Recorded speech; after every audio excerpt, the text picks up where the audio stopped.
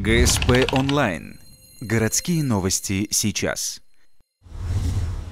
Понедельник, 16 часов, поселок Водный. Из так называемого хвостохранилища, что неподалеку от бывшего завода «Прогресс», вывозят первую партию радиоактивного мусора. Это 22 металлические конструкции, по виду они напоминают чаши. Предположительно, в них перемешивали радиоактивные вещества. Работы ведут специалисты службы радиационной безопасности Ленинградского отделения РосРао. С 4 июня бригада собирала и разрезала чаши на части. Сегодня началась погрузка первой партии на спецтехнику. Материал весь грязный, как мы называем, то есть загрязнен альфа-активными веществами.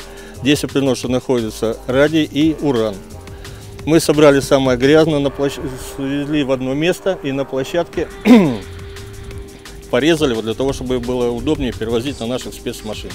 Груз железа весом более 3 тонн вывозят на специальном автомобиле. Снаружи грузовика специальный кожух из нержавеющей стали. Внутри контейнер, в который и помещают фонящие отходы.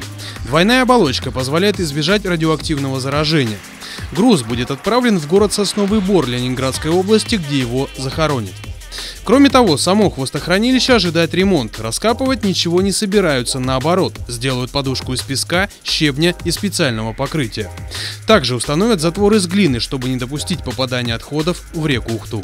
Хвостохранилище будет реабилитировано, то есть укреплено, отгорожено и так далее. Вот все работы, которые в рамках проекта предусмотрены, все будут выполнены в полном объеме. По всем остальным участкам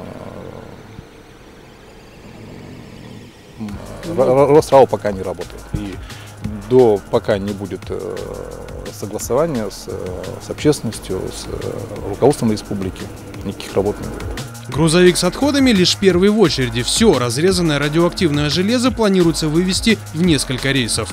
Ориентировочная дата окончания работ – июнь, начало июля.